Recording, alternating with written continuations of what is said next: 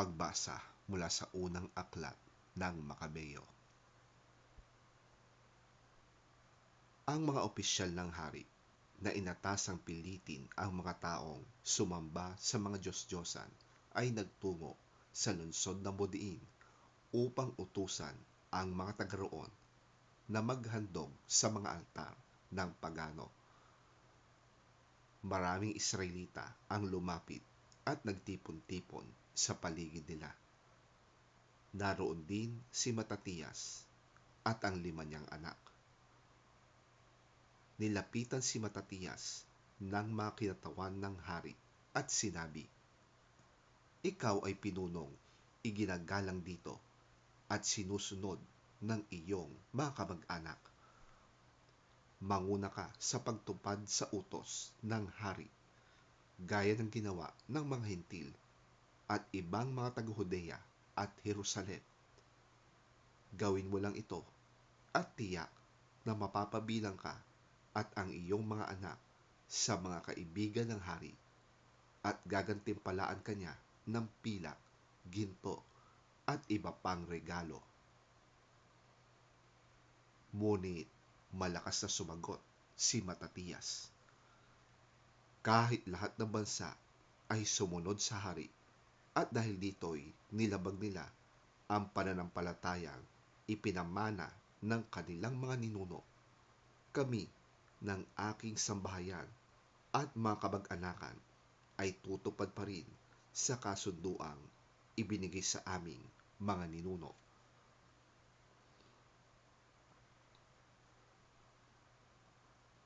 Huwag nawang ipahintulot ng Diyos na sumuway kami sa kanyang mga utos. Hindi kami susunod sa gayong ipinagagawa ng hari at lalo namang hindi kami magtataksil sa aming relihiyon kailanman. Katatapos pa lang na magsalita si Matatiyas ng isang kapwa Hudyo ang kitang-kitang lumapit sa dambanang nasa Modiin at naghandog bilang pagsunod sa utos ng hari. Nang makita ito ni Matatiyas, napuot siya. Gayunmay makatuwiran ang pagkapuot niya. Nilapitan niya ito at pinatay sa harap ng dambana. Pinatay rin niya ang sugo ng haring pumipilit sa mga tao na maghandog sa dambanang pagano. Pagkatapos, sinira niya ang dambana.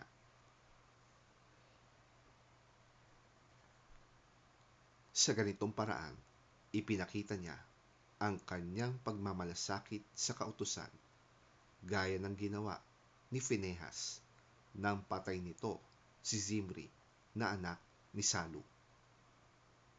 Matapos gawin ito, isinigaw ni Matatiyas sa buong lungsod ang ganito: "Sino man tapat sa tipan ng Diyos at tumutupad sa kanyang mga utos ay sumunod sa akin."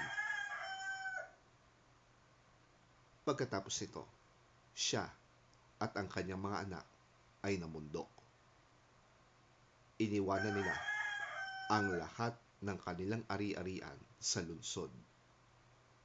Ang marami na naniniwalang dapat sundin ang utos ng Diyos at matuntunin ng kanilang relihiyon ay lumabas din at sa ilang nananirahan.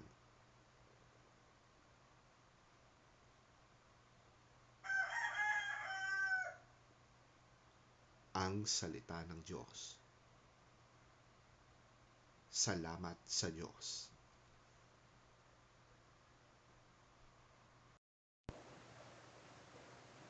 Ang mabuting balita ng Panginoon ayon kay San Lucas. Papuri sa iyo, Panginoon.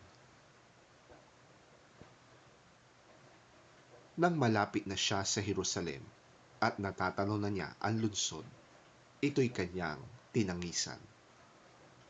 Sinabi niya, "Kung nalalaman mo lamang sa araw na ito kung ano ang makakapagdulot sa iyo ng kapayapaan, ngunit ito'y lingid ngayon sa iyong paningin.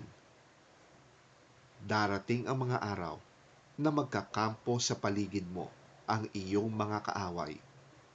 Palilibutan ka nila at gigipitin sa kabi-kabila. Wawasakin ka nila at lilipulin ang lahat ng tao na sasakupan mo. Wala silang iiwanang magkapatong na bato sapagkat hindi mo pinansin ang pagdalaw sa iyo ng Diyos.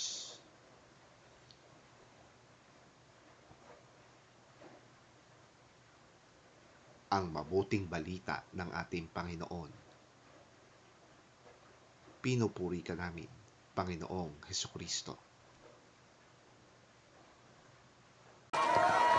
As he approached Jerusalem and saw the city, he wept over it and said, "If you, even you, had only known on this day what would bring you peace, but now it is hidden from your eyes.